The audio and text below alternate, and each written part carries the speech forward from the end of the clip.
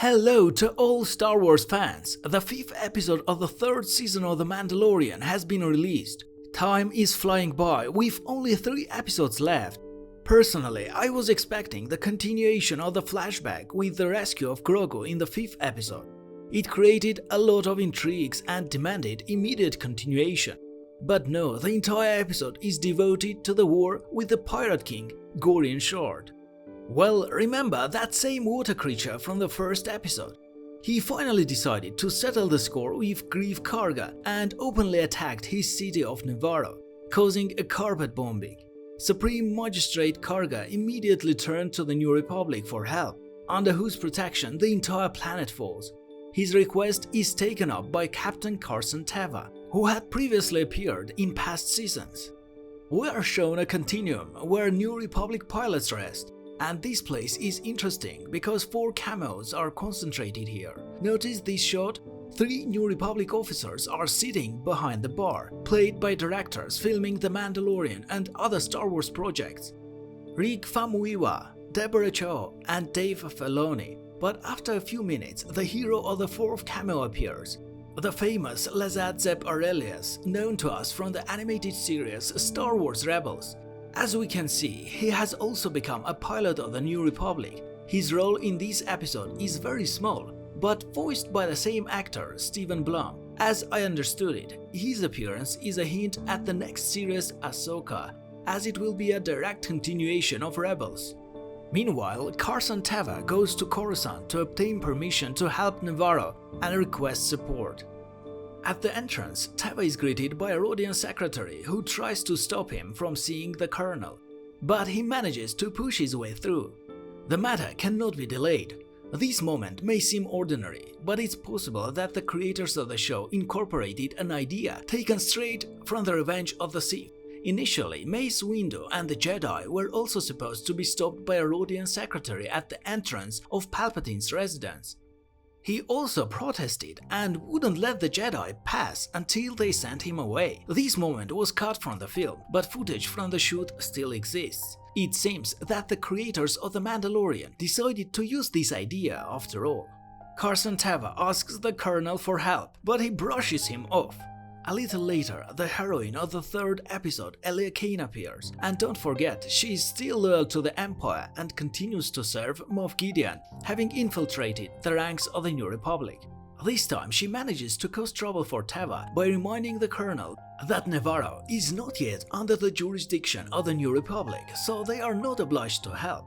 In other words, she screwed him over. Teva receives a negative response and heads to those who will help him with greater enthusiasm. The Mandalorians. They are not exactly thrilled about his arrival, but after a brief conversation with Din Djarin, he manages to inform them about the attack on Nevarro.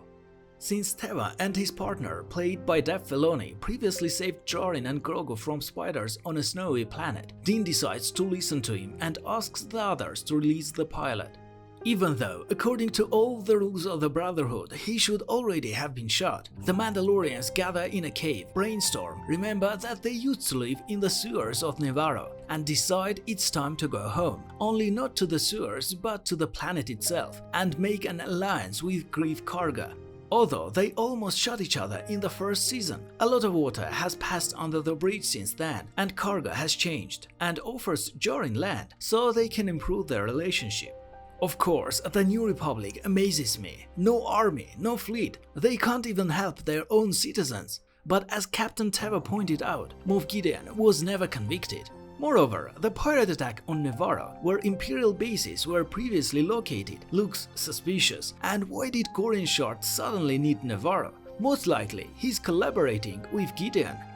Then there was the battle on the same planet, Mandalorians against ragtag pirates. There is not much to comment on here. It's a good solid action sequence, in which all the main characters have their traditional plot armor. The pirate, who had a skirmish with Karga in the first episode, betrays Shard at the last minute and then disappears from the battlefield. The Pirate King then decides to take the helm of his ship and go into the final battle. He doesn't lead the ship like a true captain, and ends up vanishing along with his entire crew. Greef Karga and his people are immensely grateful to the Mandalorians. They are pleased to welcome them as equals on their land. From now on, the Children of the Watch can return to Nevarro and live on the surface. The problem with the sheriff is solved. Bo-Katan is called to the woman blacksmith. She immediately asks her to remove her helmet. Bo-Katan didn't understand the joke at first, but then complied.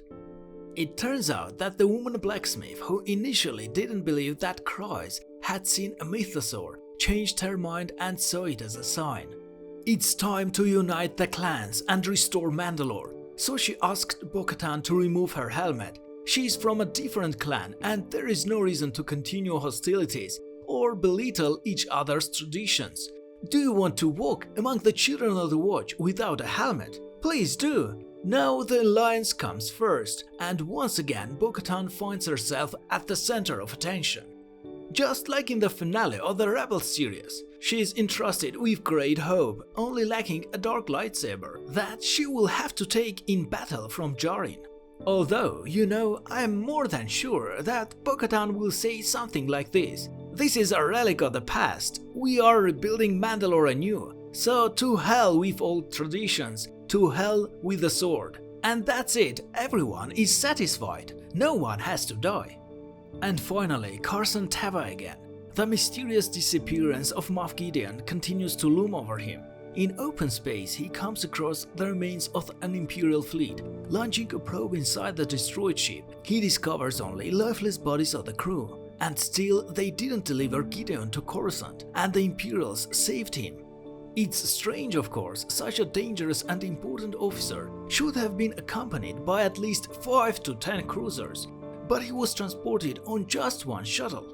On the walls inside the ship, he notices Beskar traces, and the Mandalorians immediately fall under suspicion. However, Din Djarin and his allies are not the only Mandalorians in the galaxy. If anyone forgot, Moff Gideon subjugated all the Mandalore and was the owner of Dark Lightsaber, which means that among his allies there are still Mandalorians who chose the side of the Empire.